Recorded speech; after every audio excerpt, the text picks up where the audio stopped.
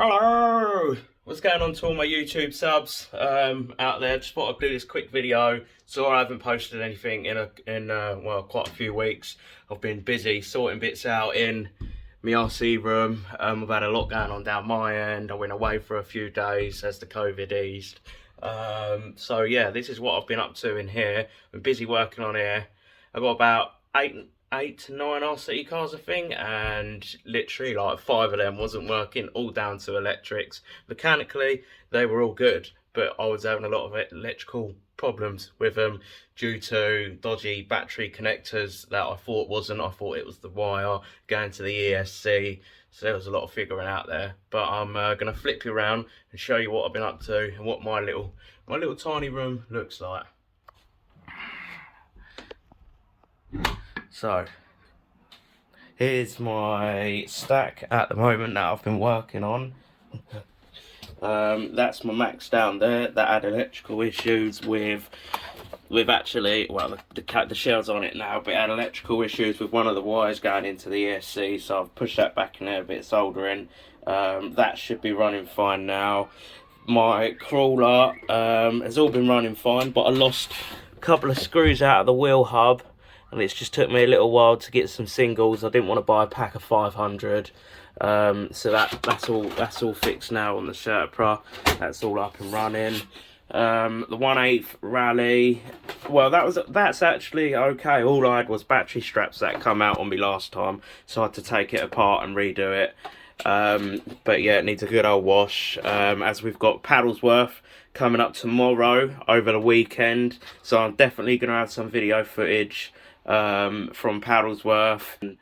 Also, I went out with RC Circus with Steve and all the boys up to a BMX track. I got loads of footage of that I've got to go through and just edit up and put it on the page. But I nearly got hit by one of the new Outcast, what are they, 6S or the 8S one? It's literally like near enough like a 1/5, 1/6 scale, but it's massive and it come flying towards my ribs, and luckily I managed to jump out.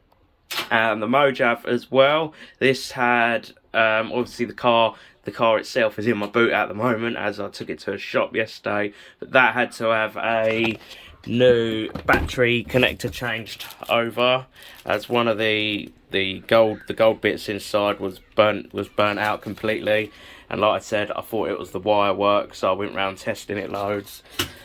So that's the Mojave, and now this is my Kyosho, which was a Nitro, but I've now just finished converted it into brushless, and I had a bit of an upsy daisy. I built it all. Just behind there on the motor there's 2 little nuts that go for the screws underneath the chassis. I missed them out, so I built it, took it to a Paddlesworth weekend, did a lap and a half, and then it broke, and literally all the motor, the diff, everything just lifted up. So that's all been rebuilt. I had another electrical problem with this white wire here. Everything was working. I had steering but no power, as this white wire sends the information from the receiver to the ESC, which I found out was actually split in two. So it's all been soldered up and ready to go. I have got a spare ESC just in case. I panic brought another BLX 185 just in case, but I don't think I'm going to need it now.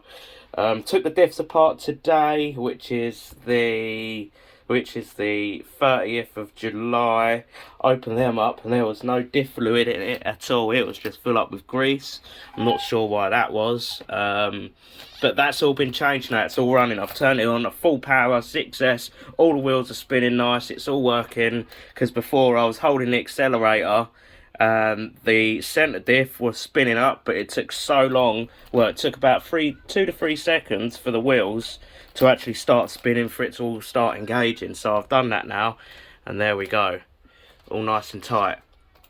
So that's that. I cannot wait to test that, because that was brilliant as a Nitro, but with me and my dodgy knees, I couldn't, going all the way up to the race stand, get to the start line, then it cuts out, go halfway around the track and it cuts out.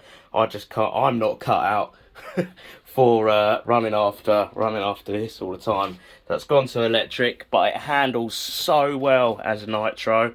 And I just thought, man, if only it was working all the time, it would be brilliant. So there's that build. And also, if anybody has got the Kyosho Inferno Neo 3.0, the RPM bumpers fit on the back, which is an absolute bonus, because you don't want to be on track, get smashed up the bum. Oops, sorry about that bit of interference, but yeah, you don't want to get smashed up the bum, because this is all plastic on the Kyosho, and it'll probably just go to pieces, especially if you get hit by like a Kraton or something like that. So that's all of that stack, and I've done some wool work.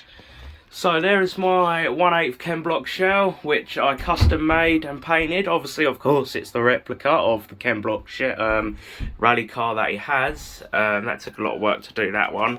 But that's that shell. But I've put basically all my shells on the wall now. Subaru, got my Saxo, because I own a Saxo VTR, so I did a replica, but mine's silver, not gold.